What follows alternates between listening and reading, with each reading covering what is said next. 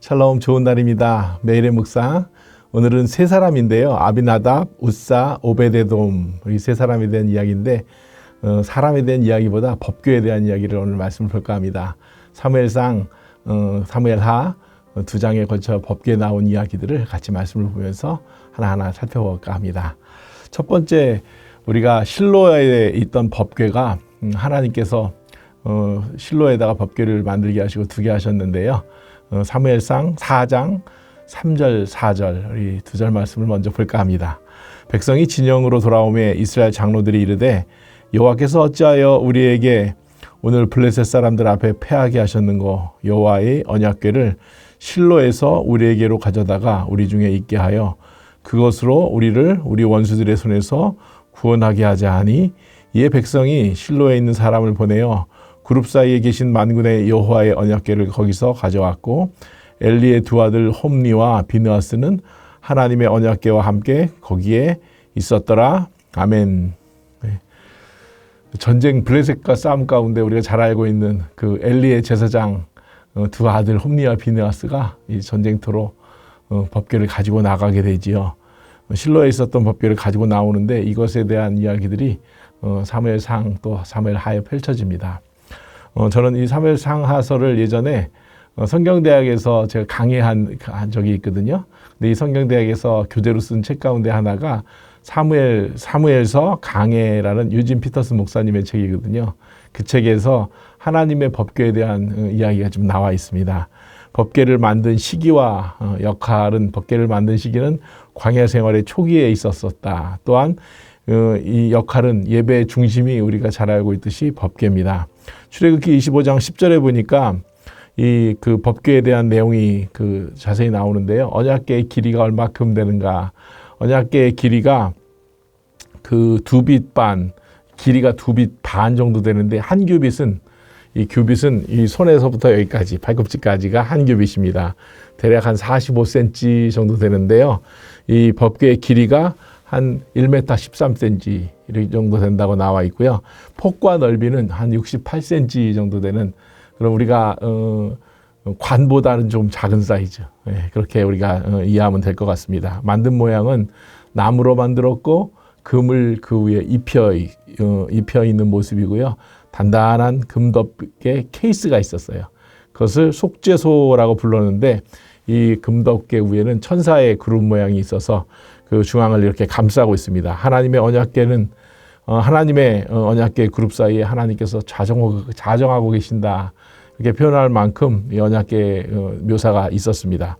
히브리서 9장 4절에 보니까 이 법궤 언약궤 안에는 무엇이 들었는가? 우리가 잘 알고 있듯이 첫 번째 언약의 돌판들 이렇게 나와 있거든요.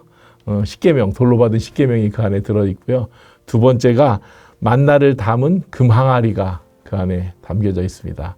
언약궤 돌판들은 말씀이라고 말하면 이 만나의 항아리는 하나님께서 우리에게 주신 오늘의 양식입니다. 세 번째로 아론의 쌍난 지팡이, 이것은 그 구원을 상징하고 있습니다. 언약궤는 하나님의 주권과 임재를 말씀하고 있습니다. 그런데 이 언약궤를 그 홈니와 비느하스가 뺏기게 되죠. 사무엘상 4장 11절에 보니까 하나님의 궤는 빼앗겼고 엘리의 두 아들 홈니와 비느하스는 죽임을 당하였더라. 무리한 전쟁으로 언약궤를 갖고 나갔다가 빼앗기게 되고 엘리의 두 아들들은 죽임을 당합니다. 그런데 이 법궤가 블레셋에서도 여러 가지 아픔과 고통, 많은 사람들이 그것을 법궤를 빼앗으면 이스라엘이 힘을 못 쓰고 어려울 줄 알았는데 오히려 블레셋에게는 굉장히 큰 불행의 씨앗이 되죠. 그럼을 통해서 다시 법궤를 돌려다 줍니다. 사무엘상 7장 1절 2절의 말씀에 보니까 기럇 여아림 사람들이 와서 여호와의 궤를 옮겨 산에 사는 아비나답의 집에 들여놓고 그의 아들 엘리아사를 거룩하게 구별하여 여호와의 궤를 지키게 하였더니 궤가 기럇 여아림에 들어간 날부터 20년 동안 오래 있은지라 이스라엘 온 족속이 여호와를 사모하니라. 기럇 여아림, 예루살렘의 서쪽에서 한 11km 되는 성읍 아비나답의 집이 있는 곳이거든요. 그곳에서 20년간 법궤가 머물러 있었습니다.